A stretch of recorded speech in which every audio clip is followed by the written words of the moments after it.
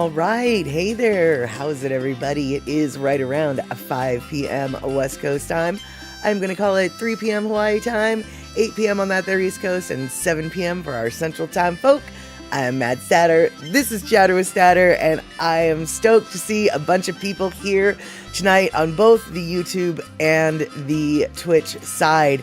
If you were around last night for about 2 seconds, you might have noticed I went online, both Twitch and YouTube side, with my famous dumpster. That's right. I went online with my famous dumpster, and I only did that just to make sure that both the Twitch and the YouTube sides were able to communicate with each other.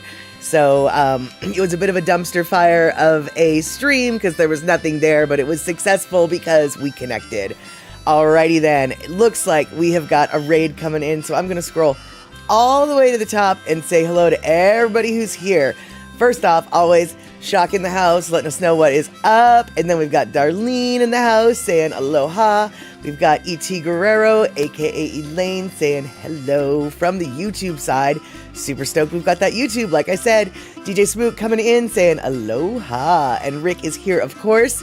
Let's see here what else. We've got Pacola T coming in, 36 months of subscriptions. Thank you so much, Pacola T. And we've got Mama Sean coming in on that their YouTube side, which is exactly what we like to see. And let's see here. E-Music coming in, saying aloha all. And Darlene, you've been watching the Eddie too, just like me, which is why, I don't know, you guys. We may or may not have much of a show today because I didn't really do much to put the show together because I was busy watching the waves. Yeah, those waves were big. They still are big, and they're still going. In case you don't know what we're talking about, the Eddie is a big wave surf competition that doesn't happen every year. It only happens when the conditions are right. Just so happens the conditions were right this season, and so even though the watch period for the Eddie only started on December 14th and goes through May, I believe, or no, maybe March, it doesn't matter. Once it runs this season, it's run. And so from December 14th till the 22nd was the watch time for the 2024/25 Eddie season. As it turns out, the Eddie is running as we speak, and it is, when it's done today, it'll be done for the season. But let's see here. Elaine coming in, feeling a little dopey, but glad to be here for a bit. Yeah, stay as long as you can, but I understand if the body says no can let at, the body is the one you listen to. And Terry in Scotland coming in with the rated 3 with Katie's Aura coming in with him. At least that's my guess. Kenny from the Cove is here, which is great because I've got a little picture from Kenny that I want to share. And let's see here. Terry in Scotland, Kenny from the Cove, Rick, Darlene. Alrighty, it looks like most everybody that I think I thought I might have seen, I said hello to. And if I didn't catch you, I'm very sorry. Say something again and I will. All right, let's see here. DJ Smook is threatening flowers and Prel Dots, which is the very perfect combination of a threat. Okay, you guys, let's get the party started.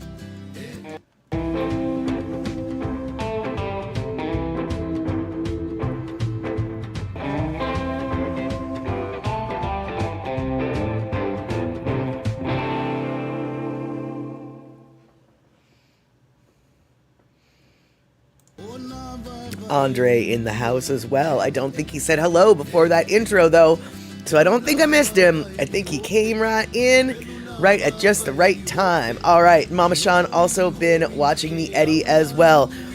Yeah, man, those waves are so insane, and it makes me so nervous just watching them. And I've been listening, to the announcers, etc., and it sounds like I'm not the only one who's been nervous watching them. The people, who are there announcing are just freaking the heck out, right? But all of the pro surfers are just like, it's chill, y'all. It's chill. which is, I guess, exactly the mindset that you have to have if you're going to be riding one of those huge waves. But my, oh my, I am not one of those folks who's just like, oh yeah, it's chill, y'all. Those waves are just, you know, another wave, man. Yeah, that is some gonads those folks have, both men and women who are out there. Actually, especially, you know, honestly, I'm not trying to pit men against women or anything like this with this statement, but I'm a little bit more impressed with the women who are out there than I am the men. And by all means, this is why I'm saying it. If you look at the frames and the build and the musculature of the male surfers and the female surfers, the female surfers are so much more slight in build. I just don't understand how their muscles can actually get them out there like that. I know. What I'm saying is horribly offensive, because clearly they can. And I'm not saying, and by all means, I'm not saying that women shouldn't be out there, because they're proving that they should be. And I'm super stoked for that. I am just amazed that they are physically capable of it. When you look at the size of the surfers that are men with their big bulky shoulders and their arms that are this big, and then you look at this tiny little bikini wearing chick and you're just like, how on earth are these two bodies able to do such the same things? The human body is so awesome. You just have no idea what, it's just so neat, you know, because when you look at the two physical structures between the female surfers and the male surfers, it is so different. Yet at the same time, your eyes are lying to you, I guess is what it is. Don't believe your lying eyes, because that small, frail looking woman over there, is still, you know, capable of doing that.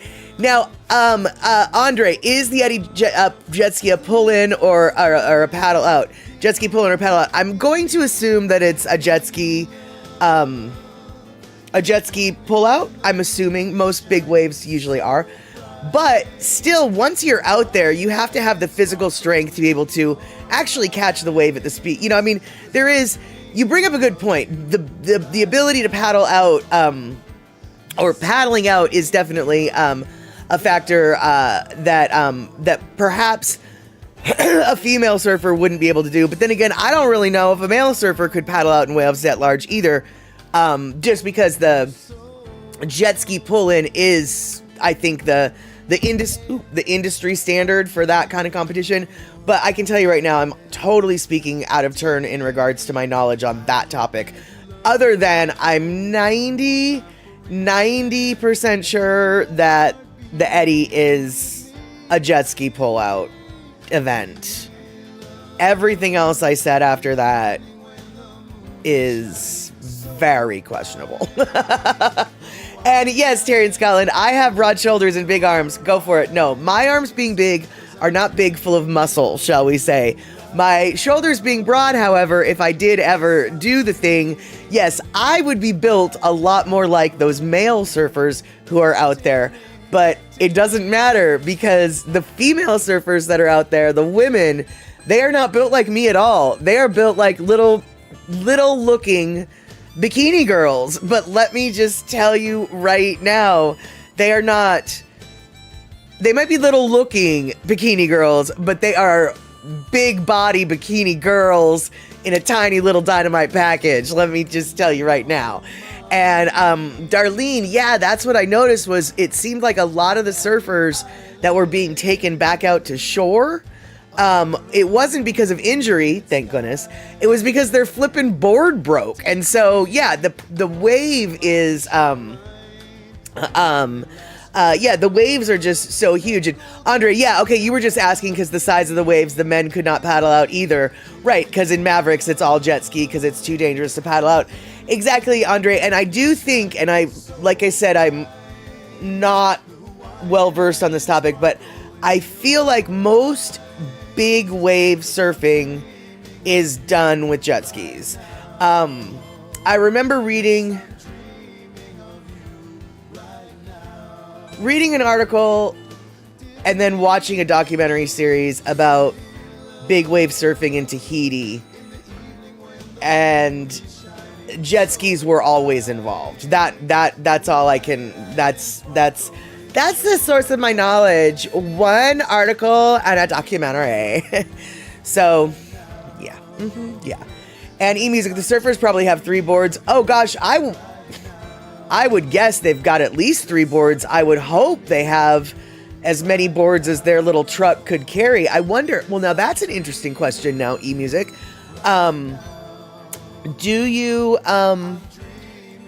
Are you limited to the number of boards you can bring? Or can you have, like, you know, if you broke a board every, you know, could you have infinity? I've got 25 boards in the back of my truck. I can use them all if I need to. Does anybody know in surfing competition, specifically the Eddy, because that's kind of what we're talking about, but I guess in any question or in any competition, is there like, okay, you can, you know, bring your 3, or bring your 5, or bring your infinity, and the one reason why I asked that is just, first off, curious question that eMusic sort of brought up, but also if you are allowed to bring like infinity versus a limited amount, that actually kind of gives a more wealthy, a better sponsored surfer an advantage over a less wealthy, less sponsored surfer, because someone like, and I don't think Jamie O'Brien is in the Eddy, but Jamie O'Brien, he's a YouTube content creator, and he's a surfer, a professional surfer. He lives on Oahu. He's really funny, but he's sponsored by Red Bull, and he's sponsored by Red Bull.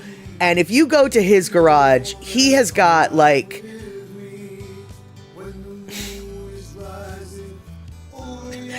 I don't even know how many he's got, but but he could fill his truck with 25 surfboards easy, right?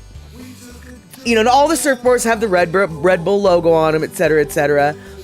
And so I do wonder if, if you could only bring so many, or if you had infinity, if you could only bring 3 and all 3 of your boards broke, well, then you're done for the day.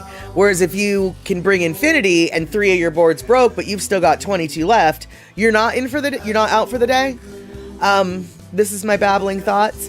And Kenny, yeah, I would assume, I can't speak to what the kind of surfboards they're using, but these are big waves, so obviously they're gonna be using the big whatever board they deem appropriate for big waves. So, and hey, Lady Misty, so good to see you. And yeah, they're saying, Darlene, that the crowds are like 100,000 or more, little or no vehicle traffic on the road there. Yeah, I think the Eddy that happened a year and plus, about a year and a half ago or whatever, same thing, dude. The roads, it was just, there was no getting in there. And Picola T, I wonder about the logistics of getting the surfers and their boards to the event. Traffic is so backed up, and alleged people have camped out nearby for a couple of days for a chance to view. You cannot see it from the highway, so it involves driving up to controlled area. How do they even reach the area? Well, Picola T, I wouldn't be surprised if the surfers boat or jet ski in from a different beach. I'm gonna say boat because the waves are so huge, but I wouldn't be surprised if they go in, but not by land, but by sea. And then eMusic, you do bring up a good point. Those who are flying, okay. So many things to say.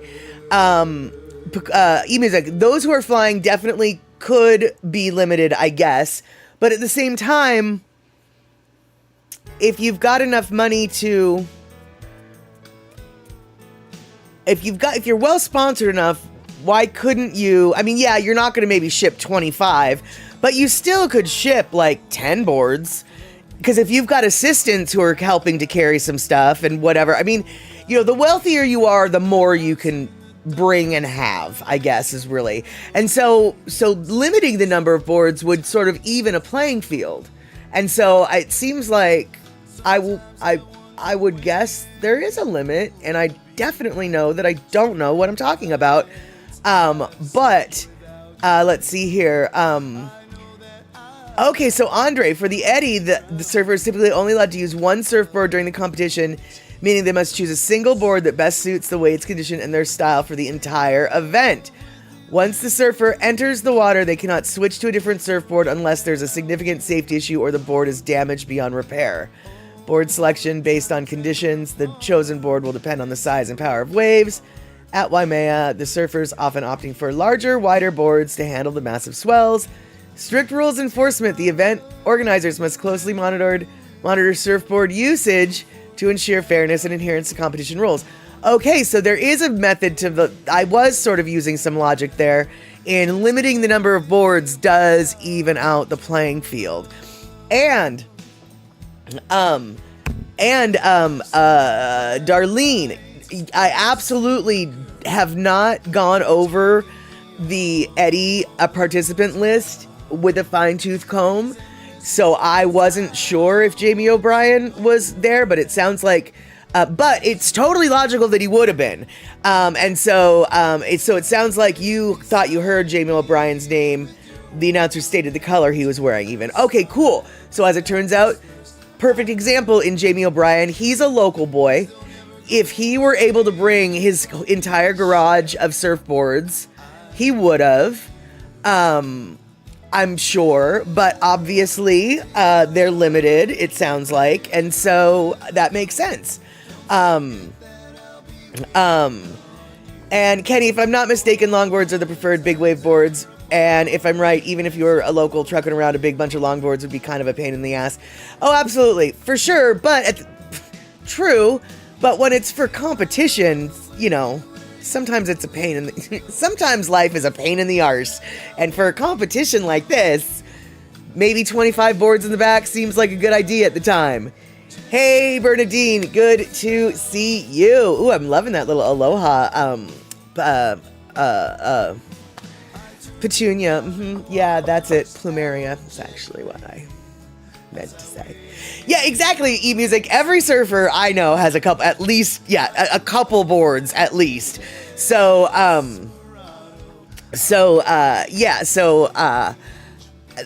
me it seems logical. I mean, obviously they're going to want to at least bring another board. I mean, it sounds like they probably bring a bunch of different boards. It does sound like they're allowed to bring multiple boards.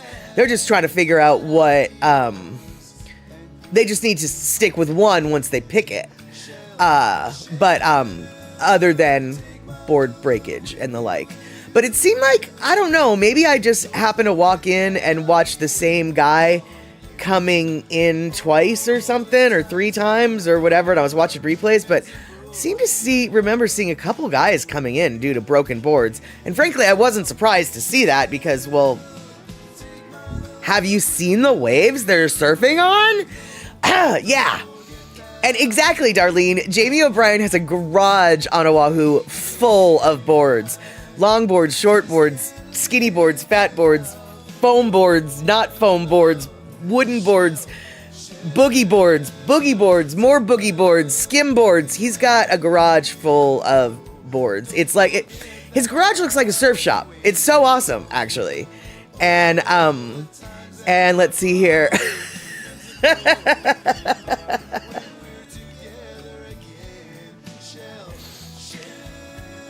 Trail Dust. When you got here, you thought I was talking about lumber as carry-on luggage. Has anybody ever taken lumber as carry-on luggage? And I ask this not just as a smartass, okay? Even though, and by the way, Trail Dust, so good to see you. I'm not asking this to be a stupid smartass. I'm asking it in the sense like, okay, what if you've got like 4 boards of really expensive aged, I don't know, teak wood or whatever, and you're bringing it down to the house that you're building on the islands? wouldn't it actually be cheaper to carry those boards as carry-on than it would be to ship them to the island? So, like, in some circumstances, I wonder if someone has just decided, screw it, I'm not shipping it, I'm just bringing it as carry-on. Because I've seen huge carry-on. I mean, surfboards are considered carry-on. Or not carry-on, but, you know, shipped luggage. It goes through the carousel. They're not carry-on. Obviously, they're not carry-on. But, you know, baggage claim baggage. I wonder if anyone's ever brought lumber to Hawaii on baggage claim baggage. And, let's see here. And yeah, Andre, that's what I meant, was it would be like a different beach, that the jet ski would pick the surfers up at a different beach and then bring them around the bend to the bay or whatever. Because when I was in Maui, I noticed that a lot of locals, in order to avoid the roads, if they were going just up and down, like, you know, a mile or two in either direction, they would just jet ski from one beach to the next. That was just sort of how that was, like, the alternate transportation. And let's see here. 4 boards, according to Surf Science. The ideal quiver for the average surfer is 4 boards. 1 standard board, 1... Oh, quiver. Got it. You mean like... Okay, I didn't know what he meant by quiver. Like, you know, where you put your arrows. Okay, so an ideal quiver for the average surfer is 4 boards, 1 standard board, 1 board for small days, 1 board for bigger days, and 1 backup board. Right, so see, there you go, 4 boards. Pro surfers, due to their frequent competition and varied surf conditions, may require a larger quiver. Some pros, like Stephanie Gilmore, have reported needing 30 to 40 boards per year. Right, and that would be like what Jamie O'Brien has in his garage. 30 or 40 boards at least. And yeah, Andre, I didn't mean lumber as a carry-on, even though that is what I kept saying. I meant it as checked luggage. And let's see here. I don't know, probably be scared that the boards would break. Luggage handlers throw everything around. Well, now, Bernadine, you bring up a very good point in regards to that. And let's see here. Rick, you also bring up a good point. All the North Shore beaches are probably crowded as heck today, so that idea that I had of them being jet skied in from another beach is probably a stupid idea.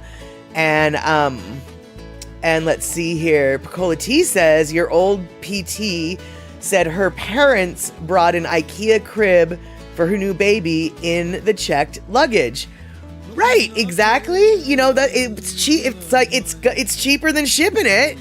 And so I was just, you know, wondering if someone with, you know, expensive teak or mahogany wood decided to just carry it or ship it, fly with it themselves. Who my? And Darlene, you have said it. I'm in awe of these gutsy brave surfers. I would never willingly go into that churning ocean. Because ultimately that's what that is it's not even, when I look at that bay during these kind of competitions, it doesn't even look like waves to me. It's just churning. It's just a churning, swirling cauldron of salty death water. It's not waves, it's not sets, it's churning. Hey, Thomas the Turtle, we are talking about we're talking about surfers, surfboards, the Eddy, watching the Eddy today, and right now we're talking about how, quite honestly, that ocean, it doesn't even look like waves to my eyes. It just looks like churning, and Darlene was the one who said churning, and I keep saying it because that's exactly... churning, salty death water. That's what it looks like to me, Rick. I'm sorry, but that is what it looks like. And Kenny from the Cove, I've been in airports and seen surfboards come through on the baggage claim carousel. Right. They weren't longboards, though. It struck me as odd to see surfboards in the baggage claim at Austin, Bergstrom, and Houston Hobby. Yeah, I can only assume that they were probably connecting flights, I'm guessing, because I'm guessing there, Kenny from the Cove, that there's not a huge surf scene in Houston or in Austin. But, you know, they're surfing all sorts of places these days, so I could be very wrong. Austin, I feel a little more confident in. But Houston does have access to salt water, so... And, oh, Pacola Tea coming in with the reality. Nope. No. No one brings lumber through the commercial airlines to go around the carousel. No. Silly kitten, no. That was a silly idea, no. No. Because all lumber coming to the islands and inner island comes via container ship or barge, because everything organic has to be inspected and treated before entering the state. I kind of knew that. I did kind of know that.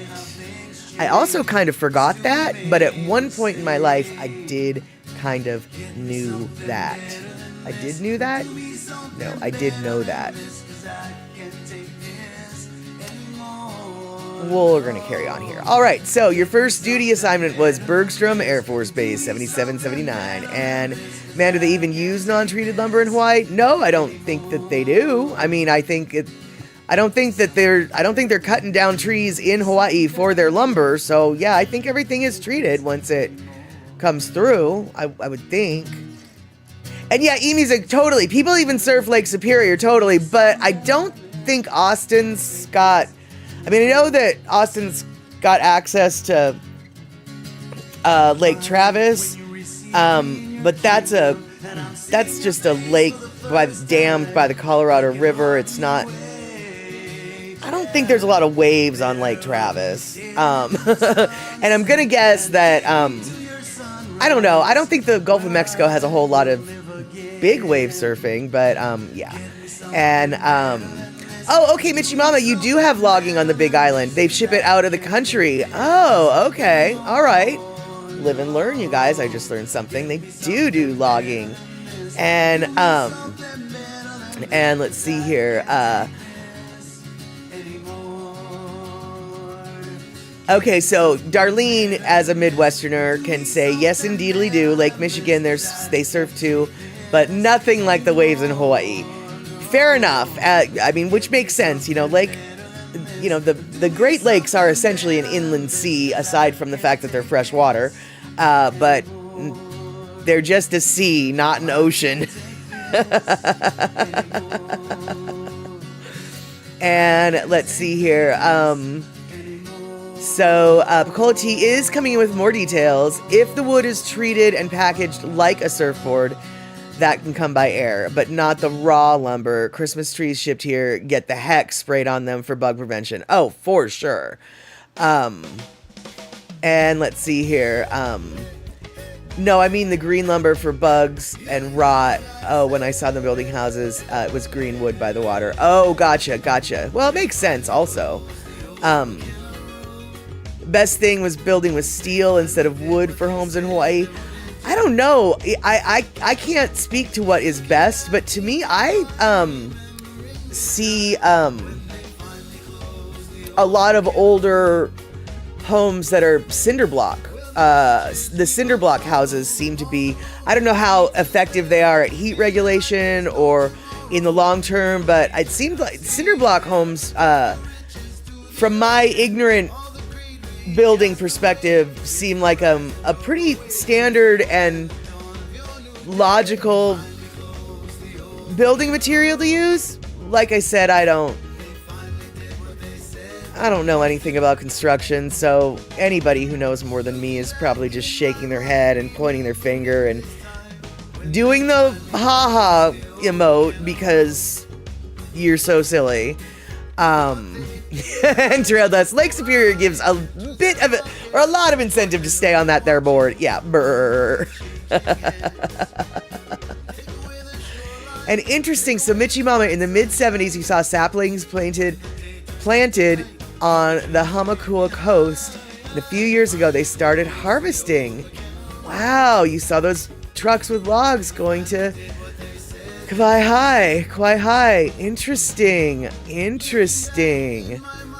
All right, then. So there you go. It sounds like 40, 50 years later, they were able to start harvesting. Huh. And Michimama, Maui has a development that was all CMU blocks. Right, yeah, that seems, I just seems like a logical, it's wind resistant, it's rot resistant, it's, it's not, it's rust resistant, because, I guess what I'm saying is like, or what I'm thinking is steel really the best if you're going to be near the water? Because, isn't that what doomed the stadium? Was the steel rusting?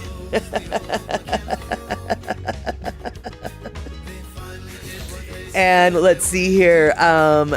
Hey, Michael Anthony Smith, good to see you. We have been basically talking about surfing and the eddy this whole time. And let's see here. And Kenny from the Cove, cinder or concrete blocks are very strong, but you seal them very well to keep the water and moisture from seeping through. Plus, they're heavy and expensive. Okay, well, the expense, I can see that logic, but I will tell you what, dude. A lot of houses in Hawaii seem to be made of, or maybe not houses, but I can say this, a lot of condominiums seem to be made of cinder blocks. I've been looking for years now, and it's just as common as not to have the condos. I mean, these are not high-end condos. These are older condos. But yeah, they're built with cinder blocks. Let's see here. Let's see.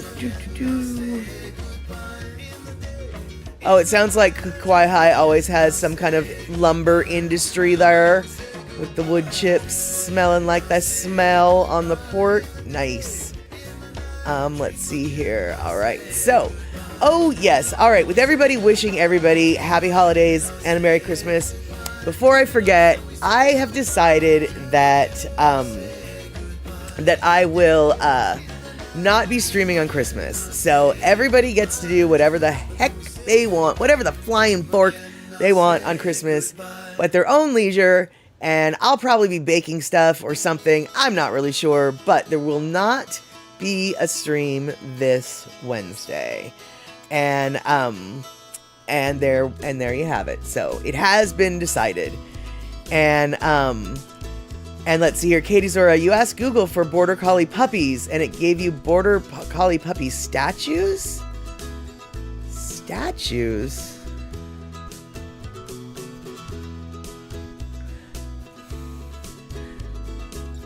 On what planet, on what AI hellscape do we live in that the computer thinks that I don't want to look at a real life puppy? A real life puppy is always preferable to a statue. Who would choose a statue over a real life puppy to look at and watch? Statue puppies are not nearly as cute to watch as real life puppies. I am unhappy with what Google gave you. And there we go. And, Michimama, a lot of apartments in Honolulu were built of CMU. In college, we rented a unit where the entire building was CMU. Yeah, I'm telling you, Michimama, and I'm sure you know, because you know about every flippin' apartment building in Honolulu. But yeah, a lot of the condos that I've been looking at totally, are, the walls are cinder blocks. Or, I don't know, I call them cinder blocks, but you know what I'm talking about. And let's see here. On post, the houses are made of wood. The houses made of wood on post foundations and metal. The houses are made of wood on post foundations and metal roofs. Well, not all the houses, but yeah, a lot of houses. Not all the houses, but yeah, a lot of houses are built like that. That is totally for sure. And let's see here. Darlene, did you see my post today of the new recipe I tried? Hawaiian pineapple banana macadamia nut bread. It turned out good. Your family will love it. Yum. I will be looking at that later today. No, I did not see that, but I will be looking at it. And, Rick brings up a good point. Puppy statues don't need to be walked. And Katie Zora is saying you can't feed a statue, so they are cheaper in the long run, but I still just want the real puppies. And Terry really, yeah, being succinct, they require no food nor cleanup. But, let's see here. Hold on. Andre, I saw an AI camera. You write in a description of what you are seeing, and it will make a picture of what you described. That's not a camera. That's not a camera. It's creative writing. Wait, I saw an AI camera. Well, but the camera sort of makes it. Like, it's sort of...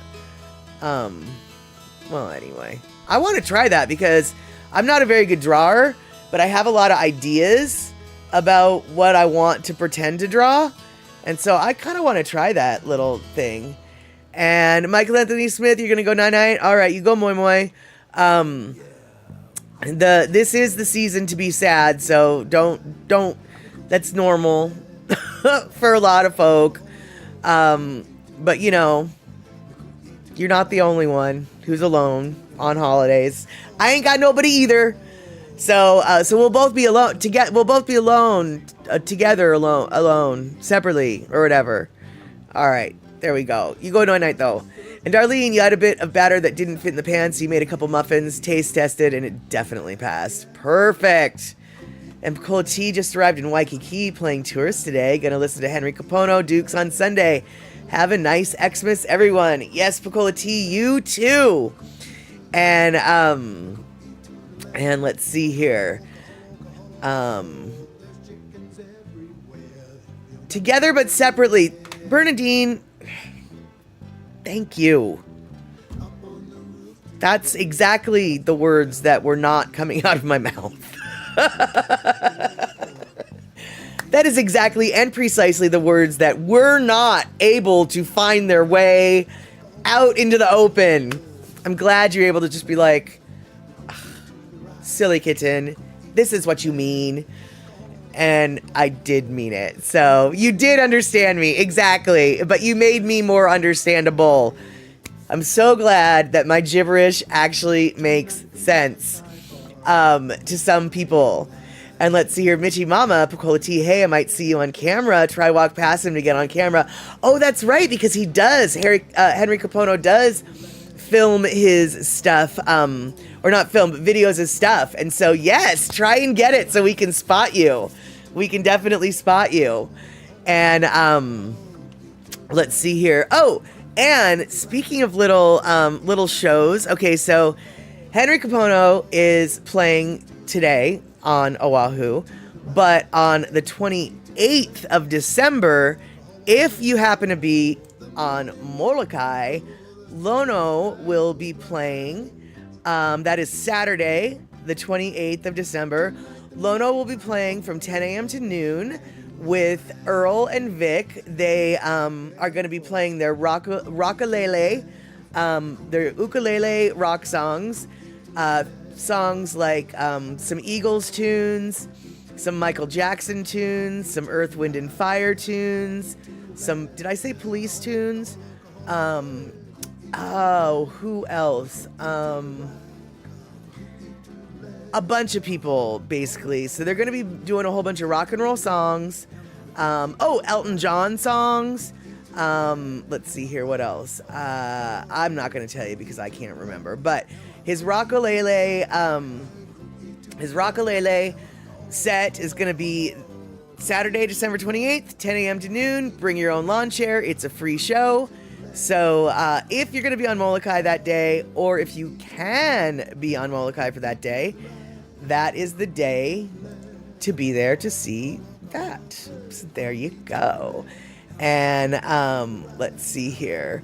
Okay, cool. Picola T is wearing a black and white sundress, and Mr. P is wearing a pink shirt. We will look for that. And Darlene, correcting herself, there are maraschino cherries on top of that bread, but the bread also has coconut. Darlene, you know, when I read what that bread was, for some reason I knew there was coconut in there. Even though you didn't mention it, it was like, well, obviously there's got to be coconut in there.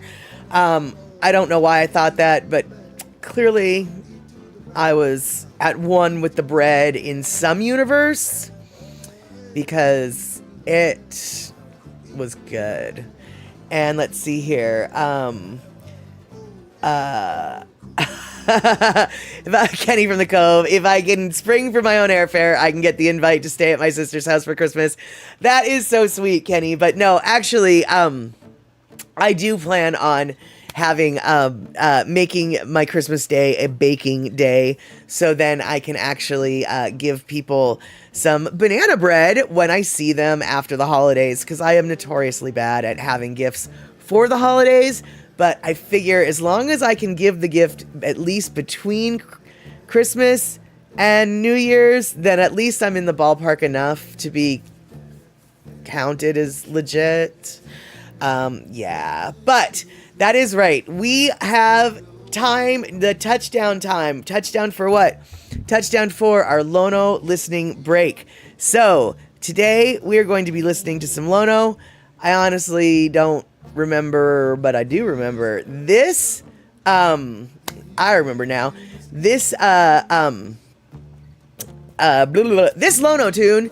This Lono tune is not about surfing, but I knew we were going to be talking about surfing, and I decided I was going to choose this song because this song is called Kila Kila Na Rough Rider.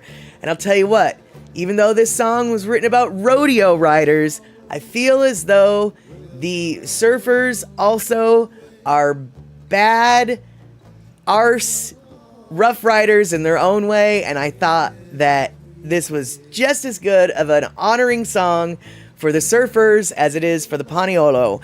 So let's listen to Kila Kila Na Rough Rider. Boop. Kila Kila Na Rough Riders.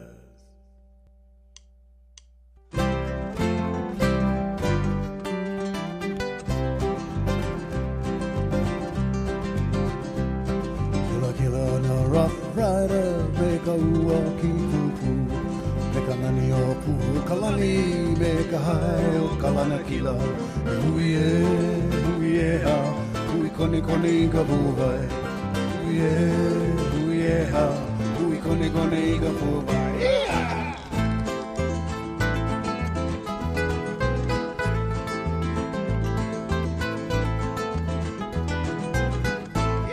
Kahi hui au i ka maka na Rough Rider kaulu e kahi ino i ka vai ani e mau i ka pū ke moni huie ha hui koni koni i ka pū vai huie ha hui koni koni i ka pū vai hano hale na cowboy e maku no hui ka mio hale na pono oe i kaula ili i ka lai o ka pipia huie ha, hui kone kone I ka puwai.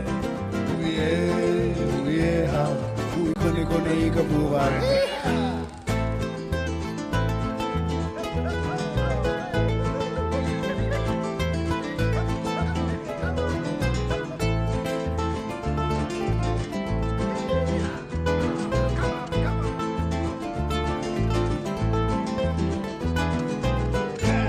Kaulana I kua me ka ua na e uki pukaili e mai na pani o le muka me ka nani o kuhome huie ha hui kone kone I ka puhai huie ha hui kone kone I ka puhai huie ha hui kone kone I ka puhai huie ha hui kone kone I ka puhai.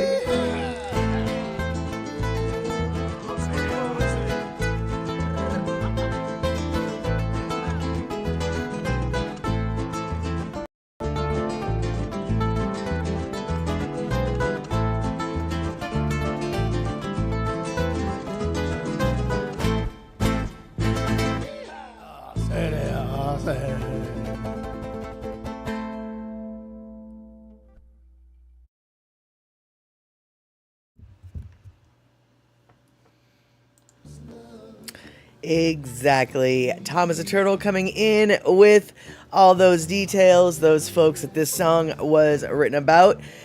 were rodeo riders, world champions, 1908 Wyoming Rodeo, and are now part of the Rodeo Hall of Fame since 1999. And like I said before the song, yes, I know surfing's not rodeo, and I know that rodeo is not surfing, but isn't it though? In its own kind of weird way. Because you could die. You could get bucked off your board. You could die. You could die. You could get trampled either by the wave or the animal. You could die. You could die.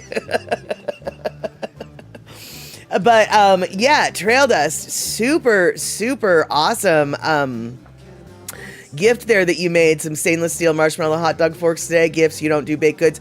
Seriously though, I can only assume now, okay.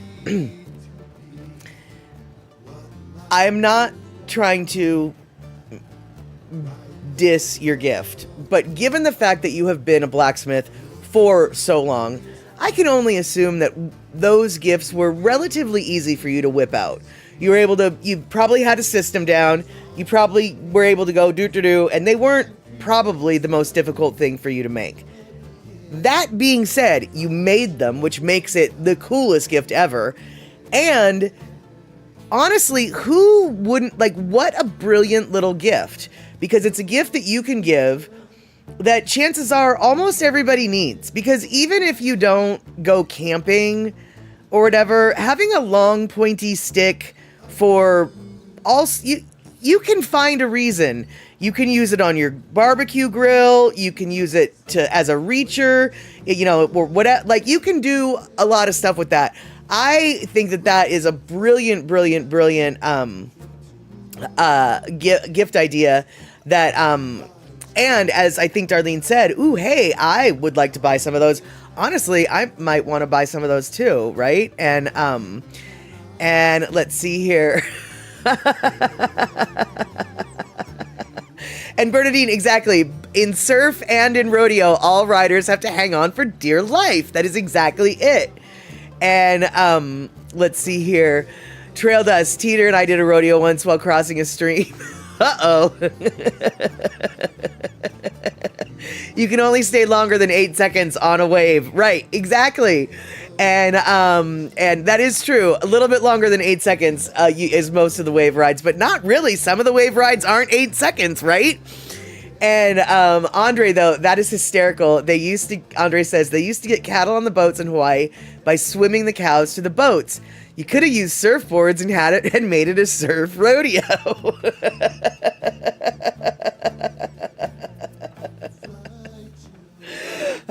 Exactly. And Darlene, yes, Darlene is bragging because she needs to brag, because everyone needs to know that Darlene knows how to package a cookie. She knows how to bake a cookie, package a cookie, and get that cookie to the destination and have the cookie still taste good. She knows how to do that. And it's not just making a good cookie that is the skill there. That skill is multifaceted. You got to make the good cookie, but a cookie isn't going to stay good if you don't know how to pack it for transport. She's got that covered as well.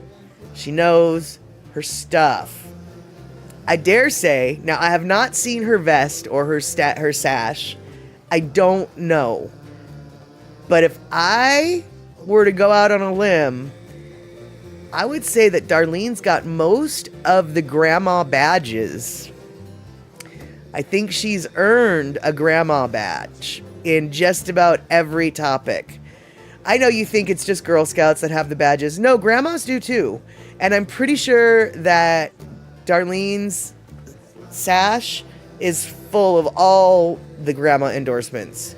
She maybe has like half of one left that she's working on. I'm not sure what it is, but I do know this.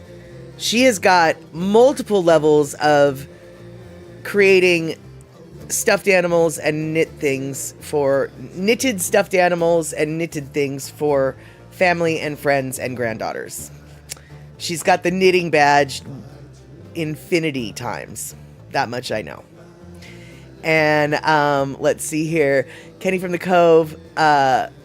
you're just assuming that the faceplant you do when your bull throws you feels pretty much the same as the faceplant you do in the face of a wave when the board gets away from you. See, you guys, you're catching my vibe here. We're catching the same wave. Surfing and rodeo, totally different, kind of the same. And Darlene, I get cute things from my grandkids. All the awards I need from them. There you go. That is all good. And Andre is in agreement. Darlene got all the good grandma badges. My grandmother had a few of the... Oh no, my grandmother had a few of the not so good ones. Smacking your butt with that wooden spoon. Mm-hmm. Yeah, my grandma had that badge. And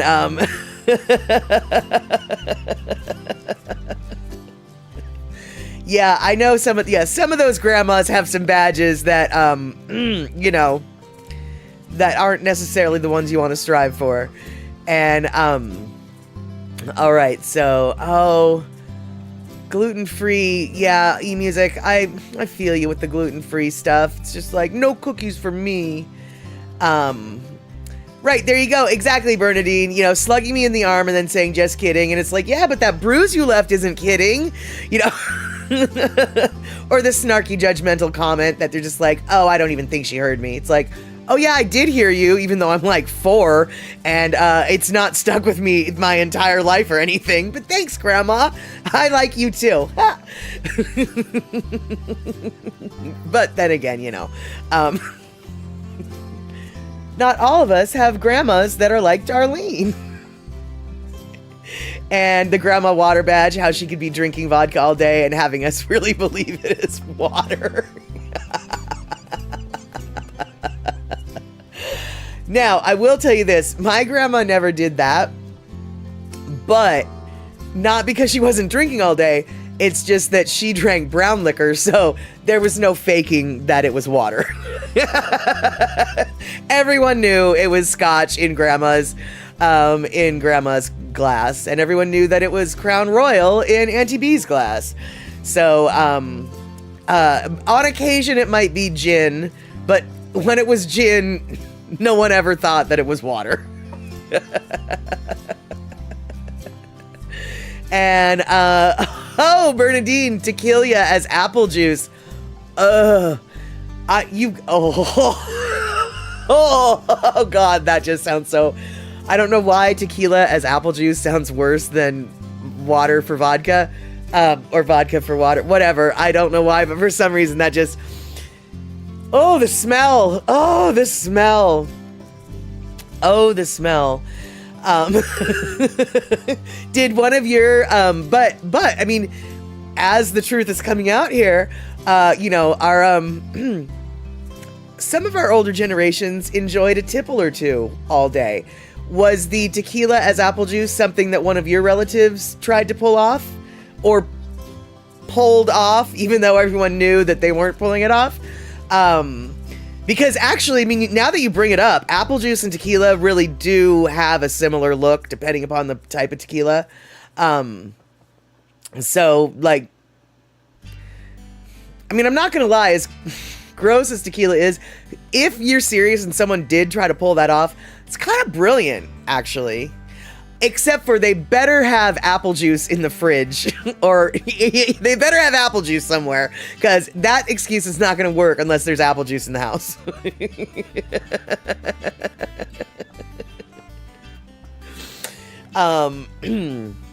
Let's see here. eMusic, you know, what you and I should do is try and figure out, I think, like, what, macaroons and mackerel both are gluten-free cookies. So we should come up with a list of gluten-free cookies that people can make for us. Yeah, that's right. They can make them for us. I didn't say we should make them. I said we should come up with a list of cookies that they can make for us. What a horrible attitude, isn't that? Isn't that? It's still a good idea. And let's see here. When I was a kid, says Andre, and staying at somewhere, I have to scroll back up. Hold on. Now I scrolled too far. Right. Burnt empty juice containers in the trash. Right. Yeah, exactly. You got to at least pretend like you had some in the house. And, Bernadine. Yeah. And Andre, when I was a kid and staying at Spencer Beach Park, the kids tried to offer me water and I was thirsty, but they were being too nice and I smelled it and said, nope. Next kid, not so lucky. Right. Yeah, exactly. Oh, butter mochi is gluten-free. That's right. I forgot about that. Okay, there you go. Woo! I like to hit my microphone. That's not really true. My microphone's nice. I don't like to hit my microphone, but I do more often than I don't. Sorry. Let's see here. And Bernadine, isn't mochi gluten-free? Well, it is, but here's the deal. I don't like mochi proper. Butter mochi, that's fine. I like butter mochi, but like when it comes to mochi, I don't really like the texture. The butter mochi texture is different than just mochi. And I know, I just created like all sorts of enemies by saying that I don't like mochi. But look at it this way. It's more mochi for you. Okay? It's more mochi for you. Exactly. The butter mochi is not as chewy as Japanese mochi. That is exactly it. And eMusic, I hear you. The local bakery makes gluten-free cookies, but they're filled with too much sugar. Yeah, I actually try not to eat a lot of sugar either, although I will admit this holiday season, I've just been like, if someone offers me chocolate, I'm going to eat the chocolate. But I'm going to stop once people stop offering holiday sweets. But for real, I was just like, I want some chocolate. It's been a minute. And, yeah, exactly. She's making a list. She's checking it twice. She's going to add cookies with cinnamon spice.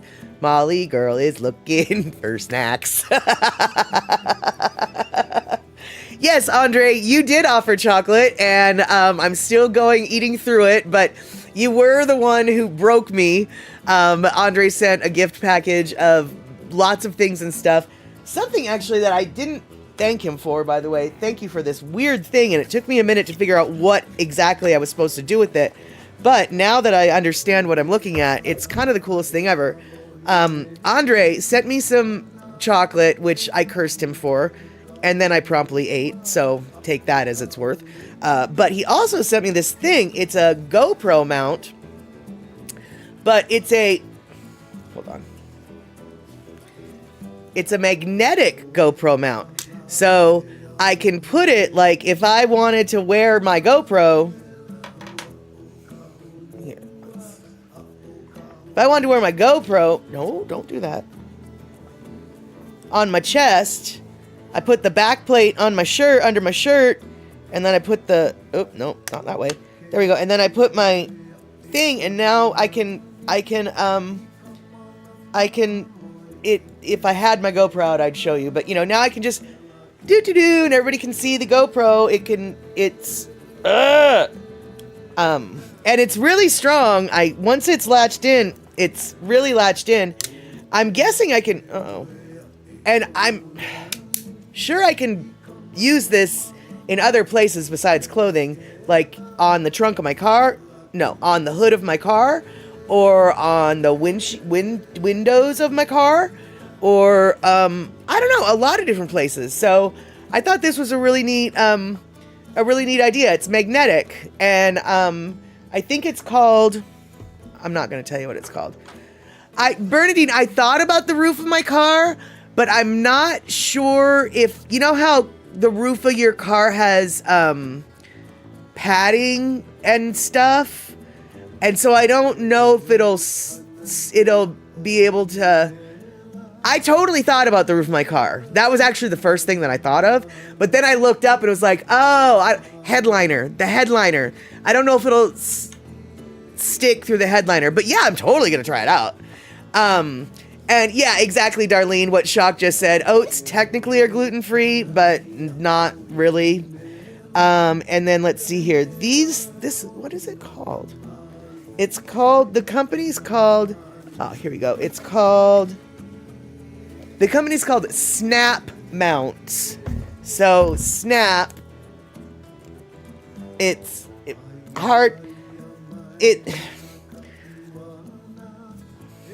these magnets are like really strong, y'all. So, I mean, they stick. It's called Snap Mounts because they snap, And no, Kenny, I couldn't do that because they flop around too much. They wouldn't hold anything. I know what you're saying, but my girly girls wander. They drop stuff. And hey, Cora the Capricorn, good to see you. Today we've been talking about all sorts of things. Surfing at the beginning, then some rodeos. Now we're talking about cookies and candies and a really cool camera toy called a snap mount. You can put your GoPro here, and then you can put this, like if I want to put that there, then I put this magnetic thing boop back, and it holds on through the t-shirt or all sorts of other places. I haven't tried it out yet, but I think also, did Andre also say that you could put it, no, that was Kenny who said that. I think Andre said you could put it on your curtains and do a time lapse, which actually that's a really good idea. In fact, actually, I have an idea for that at my job. A time lapse thing. And so, Cora, cool, you're toddler free tonight, so you can listen at an enjoyable volume. Fantastic. And let's see here. Now you're wondering about my wandering bad boy? Oh, I don't. Well, wait. I don't have a. I don't know what you're talking about, so I'm gonna leave that alone.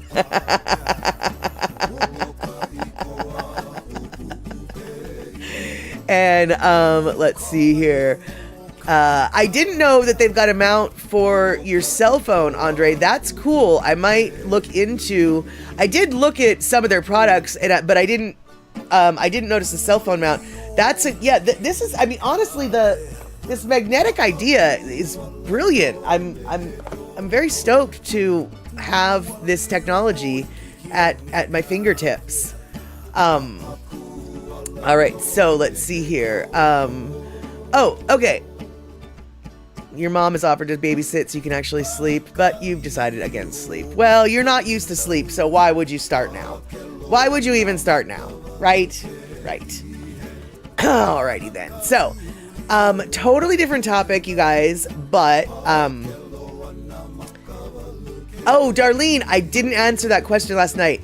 No, I haven't gotten your card yet, but I went to my P.O. box on Friday and got stuff, but I didn't go on Saturday.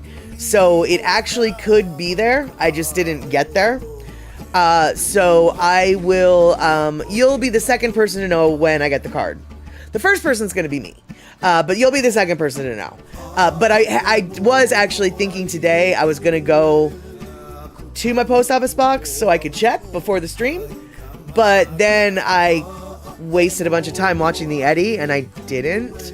So, yeah, I didn't. And, by the way, I believe Andre gave out a fork ton of gift subs earlier, and I believe I didn't say thank you for those. And if I did, I'm going to just say thank you again. So, hey, Andre, thanks for all the previous ones, and thanks for this current one. And I think you also gave biddies that I may or may not have said thank you to. So thank you for that as well. And we've still got a few days, Darlene, in time for Christmas. So no worries about that. I think I have faith it'll get there. And so, oh, but what I was going to say is, okay, so you guys, if you were on my Facebooks or if you were on the Statterbox at the cinema stream last night, you might know that one of my kitties, Dusty, has a boo-boo on his arm.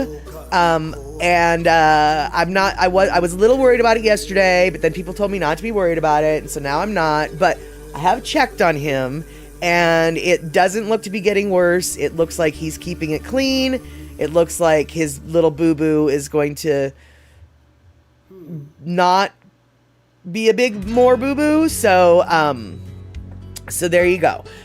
Kitty Cat is looking like he will be healing well. Obviously, I don't want to say he's better yet, because he's not, but I think he will be better soon. And I'm hoping without intervention of veterinaries. Alrighty, so that was that little update. And let's see here. What else do we have today? Oh, I know what I want to tell you guys. In fact, I'm kind of surprised that Kenny's here, because this weekend Kenny did something that just wore him out, dude. He had to, I mean, Darlene, you were talking about going up and down the stairs, up and down to the attic, taking all your decorations down, putting all your decorations, the boxes back away, and how exhausted you were. You can't even imagine. Kenny outdid himself this year. He put up his tree all by himself. And I don't know how he did it. I'm a little flummoxed. I don't understand the physics of how he was able to handle this one by himself. But not only did he put the tree up by himself, he got it decorated. And after he sent me this picture, he said that he was exhausted and he had to take a nap. And he probably wouldn't be here for Sunday because he was so worn out. So I just want you guys to know that Kenny knows how to decorate a Christmas tree. That's right. That's right. He's exhausted. I'm surprised he's here. Mitchie Mama, your tree's the same size. And Andre, you got one of those at your grandma's old house, but it's just a little bit bigger.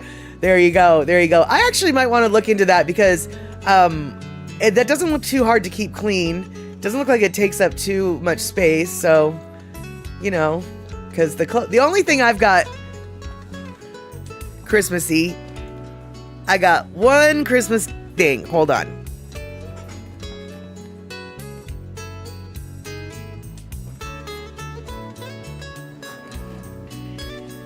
And this is super dusty. It's up all year round.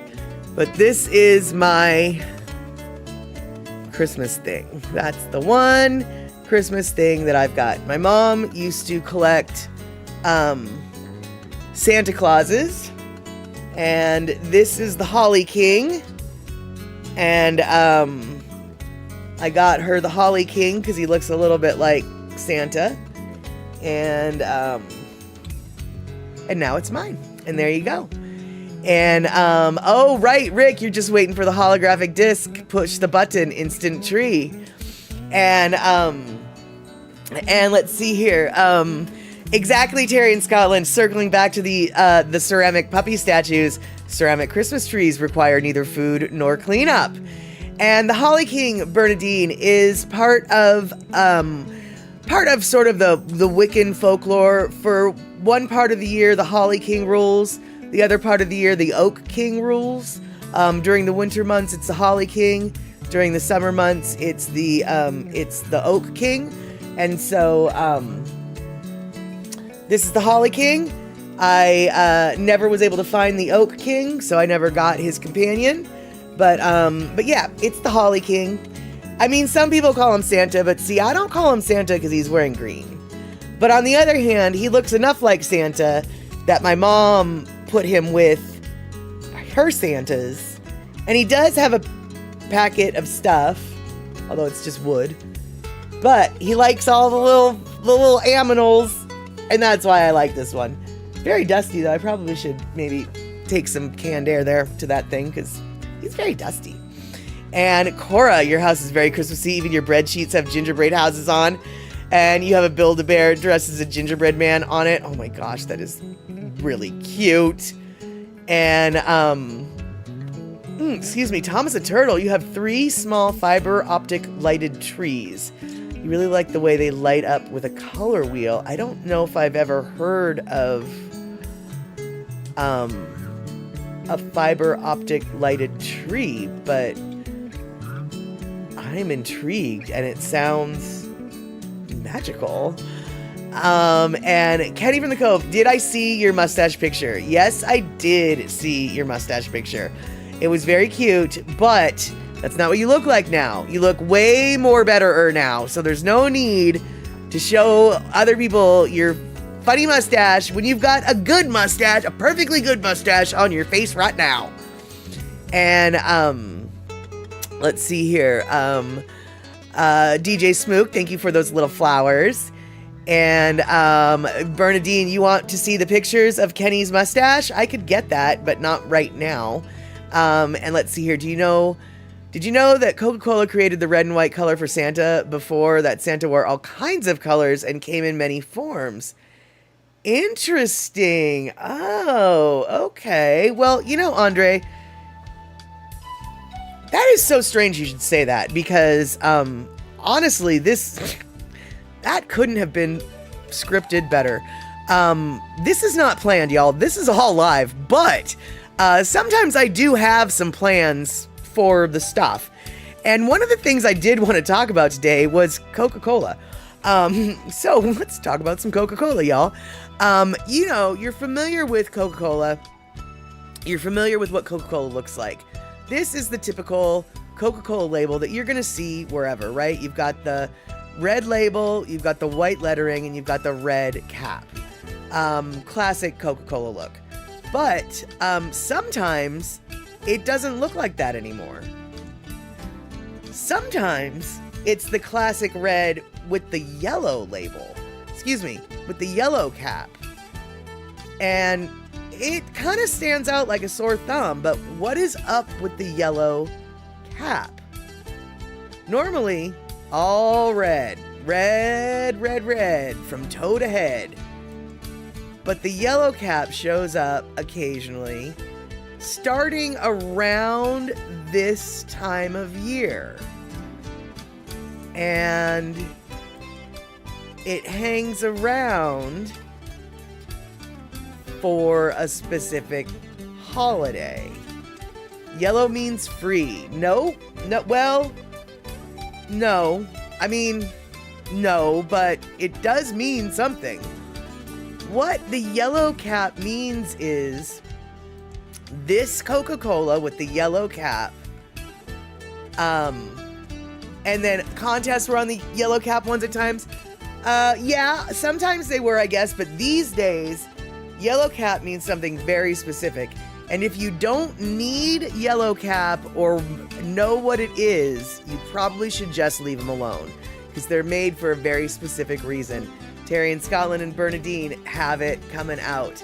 And what it is even though Coca-Cola is technically kosher all year round, during the Passover holiday, there are extra special rules for what is kosher.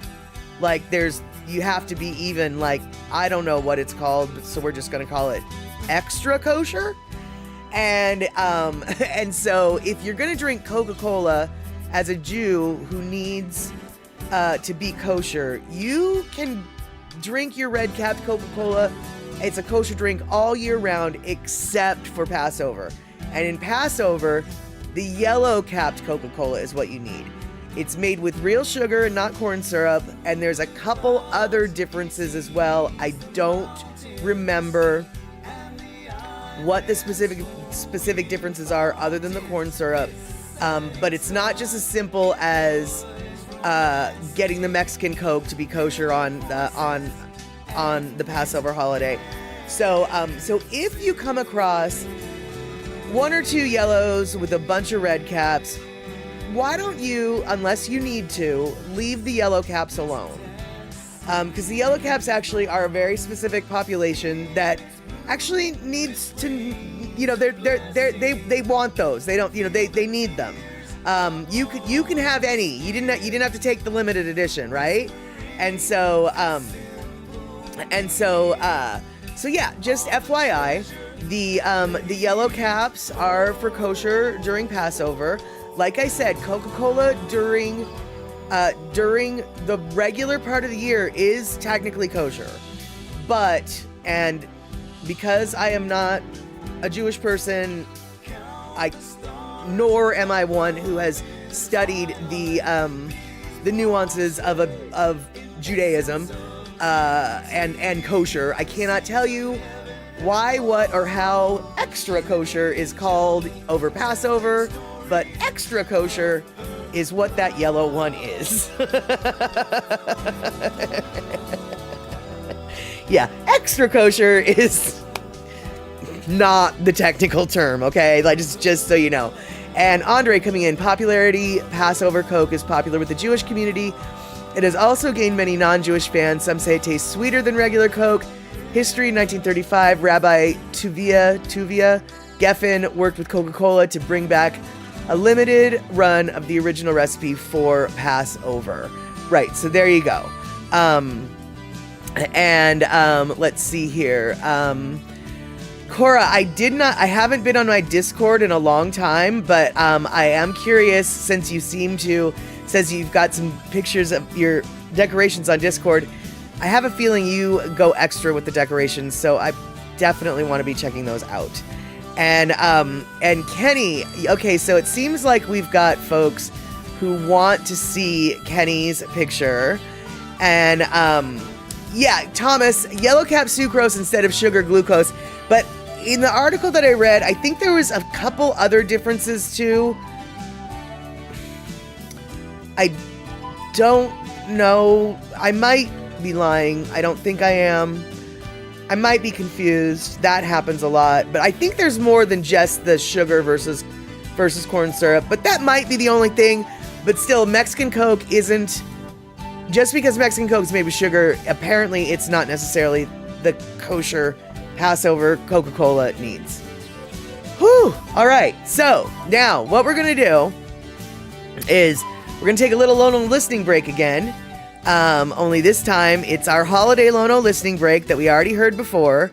And then I'm going to see if I can find I can find it. I'll see if I can get the picture of Kenny that everyone wants to see, that I can post it right after we're done with the Lono listening break. So, and yes, Terry, both versions are gluten-free. That is true. Coca-Cola across the board is gluten-free. That much we know. All right, so here's another Lono listening break about Rudolph on Molokai. We listened to it last stream and we're listening to it again. And hopefully I'll be back with Kenny's picture when it's over. All right, let's go. Boop. Okay, we all know Christmas is right around the corner next week. So here's a Christmas song from Molokai to all the kids out there and Santa Claus, okay?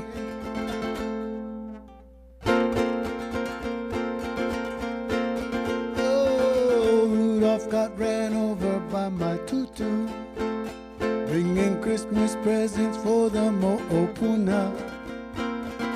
No one was a-looking, now Rudolph is a-cooking, 'cause Rudolph tastes so good on Christmas Eve. Sing it out loud, don't tell the kids. Rudolph tastes so good on Christmas Eve. Rudolph tastes so good on Christmas Eve.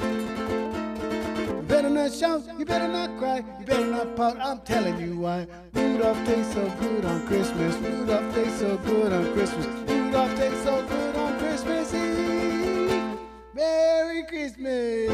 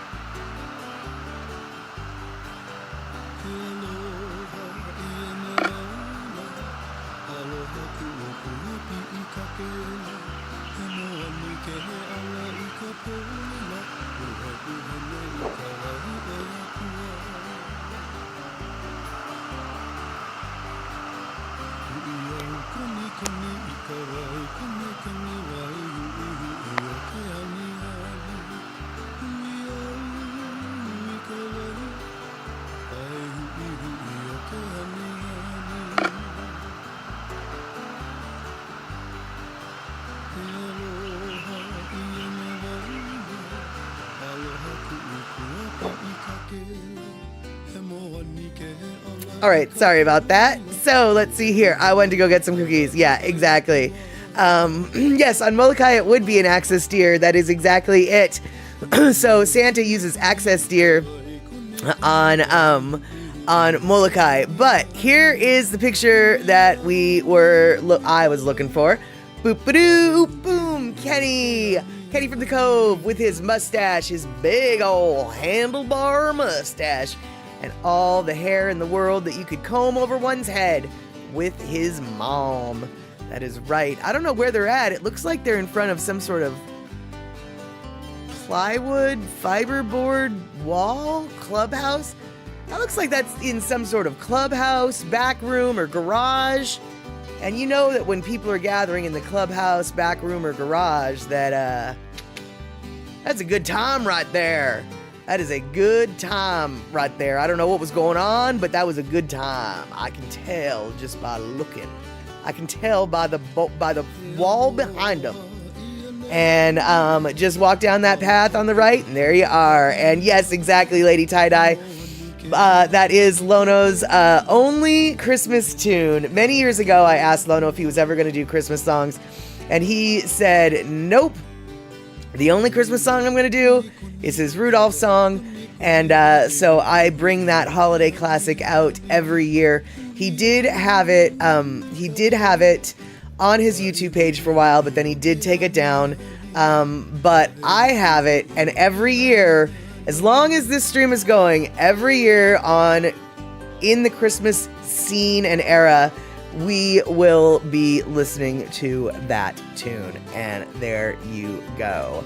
And let's see here. So, Rick, you had that same presswood paneling in your cabin. There you go. See? Cabin, back room, garage, clubhouse. I'm telling you, this is where the good times roll. And we're at the wedding rehearsal for your niece's wedding. See? Good times rolling right there. And yep, that's Kenny all right with the huge mustache. That was a Texas-sized mustache right there, dude. That was definitely a mustache that a Texan could and should be proud of. And Andre, you know what? I agree. I think Kenny looked better now. Actually, I really do. Then again, I have a thing for guys with gray hair. So anything to do with gray hair is always going to be better. It just is what it is. All right. So I'm going to give myself my own 2-minute warning. We've got 2 minutes until the bottom of the hour. So we're going to wind things up. I want to thank everyone here for hanging out tonight. It will be the last time we're going to be hanging out until I guess, Saturday, the 28th. Where we will be back on our Secret Squirrel channel on Twitch, Map Statter. Honestly, I have no idea what we'll be watching on the 28th, but I do know that we have the secret lost episode of Reservation Dogs, Season 3, Episode 9. And so we absolutely can watch that, but that's only half an hour. And so we would still have some time left. Maybe we could rewatch some of the Reservation Dogs, or maybe we can watch like an hour-long something, because I do have some cinemas that are only, an hour long, this, that, and the other thing. In fact, I think I have just the movie now that I think about. There's a movie called Fry Bread, Face, and Me that we might be watching on Saturday. And for those of you who are here right now, pay no attention to the scene behind the curtain. My backdrop just fell, and this is what my house looks like behind me.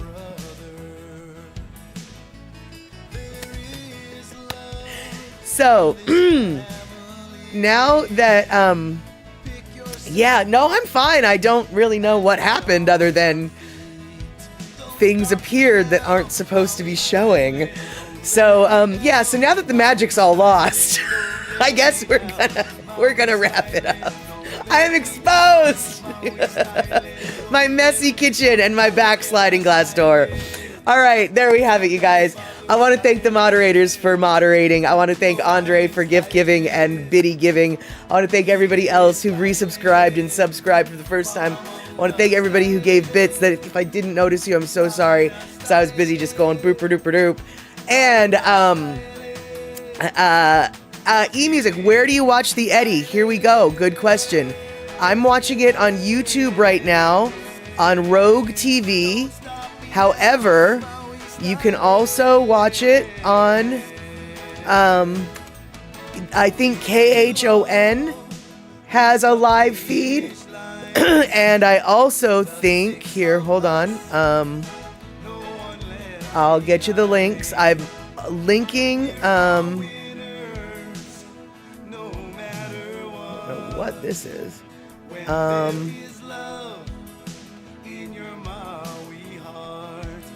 This is something called Stab, and that's working. But basically, if you go to YouTube and just like YouTube search the Eddie, it'll take you. KHON is live streaming it. Surf Rider is live streaming it. Rogue TV is live streaming it. This other thing called Stab or something, I think, is live streaming it. So you should be able to find it. I think it's on the verge of being done, though. I think they're doing the award ceremony right about now.